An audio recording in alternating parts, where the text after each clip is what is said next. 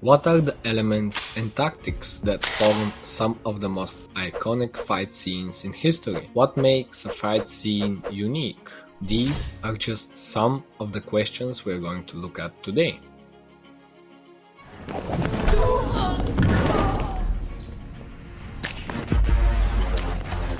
What creates an amazing fight scene? What makes it so good you want to watch the film more times? How can a fight scene become its own separate short film inside the film? All of these and more questions we're going to answer today, so stay till the end to find out, and not only that, I have prepared something special as well. A fight scene can convey to the audience a variety of different information, emotion, reveal secrets, and show the character's true identity. When push comes to shove, people tend to reveal themselves. There is an old saying that is very true: put a person under pressure and see his true nature.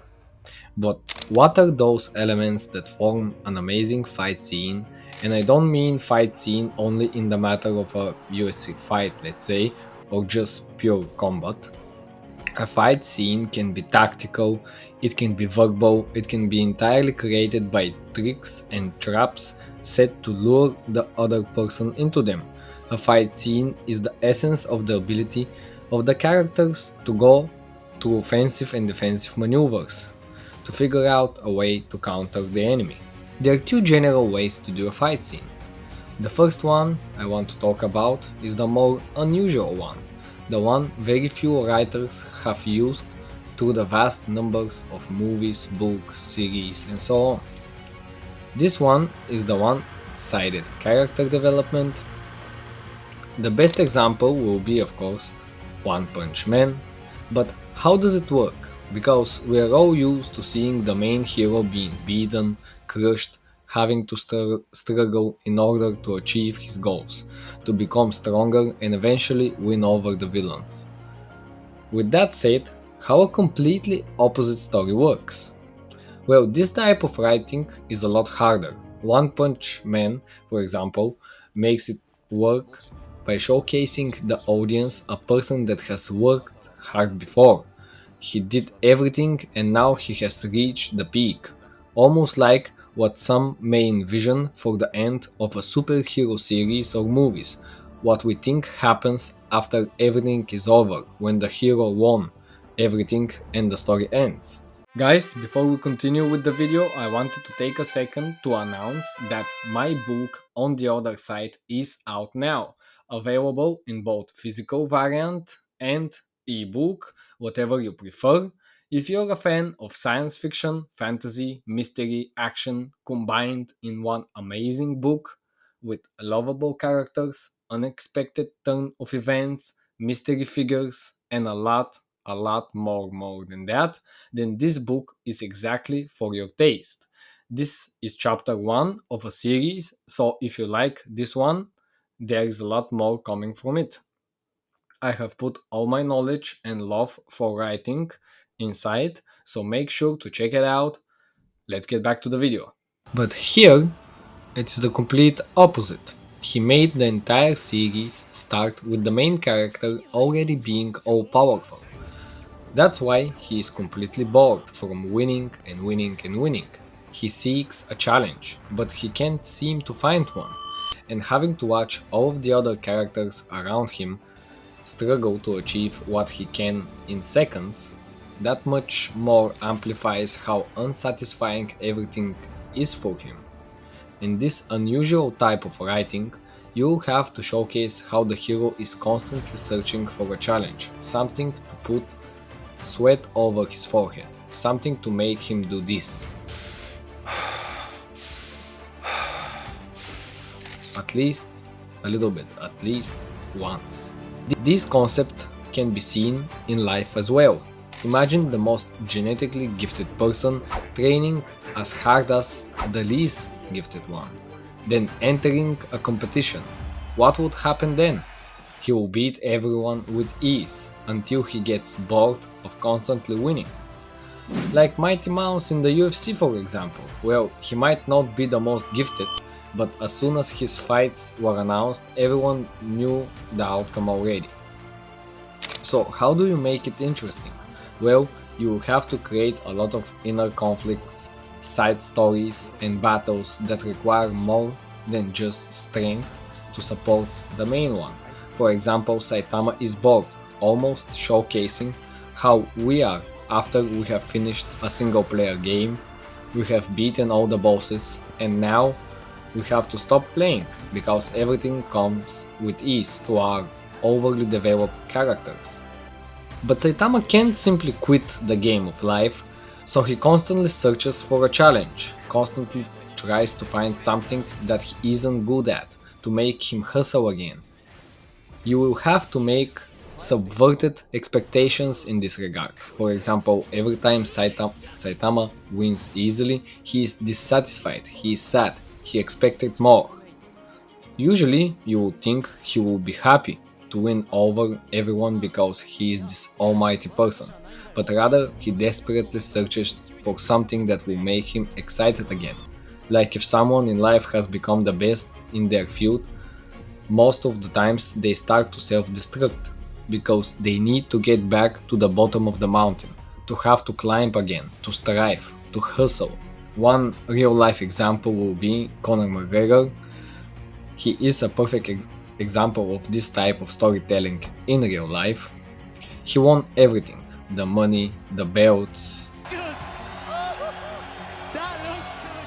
the women, whatever it might be. But then he didn't have much to win that would excite him to struggle again. So he self-destructed, drinking, losing fights consecutively, more talking, less fighting, and so on, until people started doubting him again, and again, and again. So now he has something to prove, yet again. This concept is very hard to manage, but if you succeed, it is something out of the ordinary, something different and enjoyable, something that isn't very much seen in the world today. There is one more side to this, and rather than completely winning, he can be completely losing. The odds so stacked against him, and him being so weak that there is no way in hell he can prevail, and he loses at the end. But I am yet to write something on my own or find someone that is successful with this type of storytelling.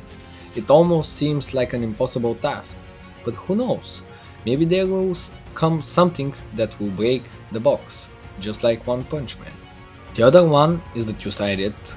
The hero is losing, but that creates a moment of uncertainty. Will he survive? Will he prevail? The fear of the unknown. But that only works if you previously have established that no one is safe in your story, that anytime, any character, at any moment, can die or even worse. Only then you will inflict the fear factor inside your viewers. If they know that no matter what they go through, they will survive, meaning your characters, it starts to get boring. They start to feel like, oh, we already know the outcome. These are all the more reasons why series like Game of Thrones is watched so much and so much enjoyed, because there you can't simply have a favorite character, because almost all of them last no more than one season or so. The second type will be the one we are all familiar with, of the main character struggling, the stakes getting higher and higher, seemingly like the hero is going to lose, creating that uncertainty, the fear of him dying, looking like it is impossible for the hero or heroes to win. But at the end, they manage to do it in a way you couldn't even imagine. One tip bonus will be to add scarcity, to make sure the audience feels like their favorite character can die in any point of time. I may have repeated myself here, but it doesn't matter. I have to continuously tell you that, either expected or unexpected way. This not only raises the stakes, but makes the audience care even that much more for their beloved characters, making them hope as they watch or read for him, talking about the possible outcomes they wish that they were true. Although this is the mainstream way of writing and it is the basic way, it doesn't mean it is easy. You still have to think of all the separate elements and how you can connect them in a proper way to emotionally touch the audience, how to create each moment to get some emotion out of them. This can be done in a few different ways, and you can do it getting many different things and outcomes out of your characters. For example, you can firstly showcase your character's real personality through a well structured fight scene. A good fight scene can introduce your character more than words and conversations can most of the times. You can showcase his unbeatable will and that no matter the circumstances, no matter the odds, no matter what the villain is doing to him, he is coming right back at him again and again and again. Never quitting, never stopping, always finding a way. Showcase his true nature of being a coward. In a well structured fight, you can present in front of him choices, and based on the decision he makes, he can betray the person that saved his life earlier because now he's presented the better option of saving his skin for good. But in order to do that, he must betray his friend or whoever it might be. You can do the same concept but make him a hypocrite. One example will be in the series The 100 when Clark, the main character, killed the Mountain Man in order to save her people. It was justified, but when Lexa wanted to take revenge on her people for murdering innocents, Clark became a hypocrite and said there is no need for revenge. So there is one concept you can try. There are many examples of different perspectives used in writing. You can come up with whatever concept you wish in order to showcase the real person behind, because when push comes to shove, everyone reveals their true intentions. This way, you showcase what and who your character values the most in this world. What is the most precious thing for them that they are willing to sacrifice anything and anyone in order to protect it? Is it their honor? Is it their loved ones? Is it their wealth? Is it themselves? Whatever it might be, showcase rather than tell. And a good fight scene can give you that option, and you can do it through a well structured fight. As I said, a fight doesn't mean pure combat, it means tactical maneuvers, it means stakes raised, it means a lot of different things. The other thing will be to create a fight scene good enough that not only does all of these, but also raises the stakes without raising them. Bear with me here for a second. What do I mean with that is, let's say you have your main character or characters have a huge fight and they win by the tip. They barely survive, they reveal their true nature, everything is done. But what if their decisions in this fight, their actions, made it worse for their upcoming battle, meaning they won the fight but it depleted their chances of winning the war? Tactical maneuvers used by the military strive at least sometimes to look at every battle and think if it really helps them in the end goal, or will these decisions put another barrier for them to have to pass by? Here you can go in two routes. Either they knew about the possible outcome of it making it worse for themselves in the upcoming battles by coming victorious in this one, or they didn't knew, so they as well as the audience realize what they have done only after they have done it. How are they going to act then? Will they surrender mentally? Will they start planning what type of people they are under pressure? Overall, a good fight scene is a combination of many well thought elements, and it doesn't need to be purely fighting in a cage, let's say. It can be many people doing many different tactical things, other actually fighting, third ones only verbally battling. It can be either a combination of a lot of things happening all at once, each outcome specifically affecting all the others, or it can be a single paced fight with its own stakes involved. Either way, both examples that I have showed you here aren't easy to do, so that makes it all the more interesting if you came up with an original twist to it. And it is time for the special thing I have prepared. Don't you dare think I forgot, I will never let you down. This special thing is one of my favorite fight scenes of all time that has all the elements from this video and even more. Masashi Kishimoto overdid himself here. The fight between Naruto and Pain. Why do I think it is one of the best out there? Well, I will tell you. It had a lot of stakes involved. Pain was a student of Jiraiya, so is Naruto. He killed Jiraiya even though Jiraiya saved his life in the past. Pain had personal vendetta against the village, so did Naruto against Pain. The fight was super well choreographed. It even raised the stakes more by Pain killing so many people, including Kakashi. It laid the groundwork for the series that no one is safe, so we started caring even more about the characters.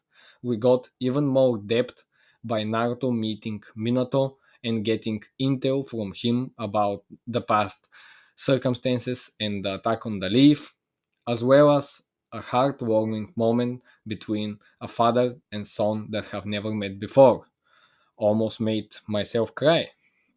It, ta- it tested Naruto's character because Naruto never killed anyone and he didn't do it again, even though Pain caused so much damage to him, to his village, to his friends, and everyone. He learned to restrain himself even more, and that saved Kakashi, that helped Kakashi get brought back to life. And so much more, and so much more. In the same time, even though Naruto won, it made the village weaker from the fact he used the Nine Tails and destroyed so much in the area. It had such a big impact on the entire area because it was such an amazing big fight. It had everything and everything was amazingly combined in a beautiful unison. For sure, one of my favorite fights ever. For those of you that want to create better fight scenes for your movies, series, or whatever, make sure to study this fight. Even if you haven't watched the anime, make sure to study fight scenes from Naruto. They have 10,000 times more lore and depth than what you see on surface level. Let's continue to the end. You're the main hero in your movie. How are you going to overcome this obstacle? How are you going to find a way to write your story? It solely depends on you, what type of person you really are. Or, on the other hand, you will come up with multiple great ideas every time, until eventually you get bored, so you need to search for something challenging. Storytelling is directly correlated to real life. After all, every story comes out of real life. Thank you for watching till the end, it means the world to me. Hope I see you in the next one. In the meantime, consider checking one of my other writing tactic videos I break down here. See you next time.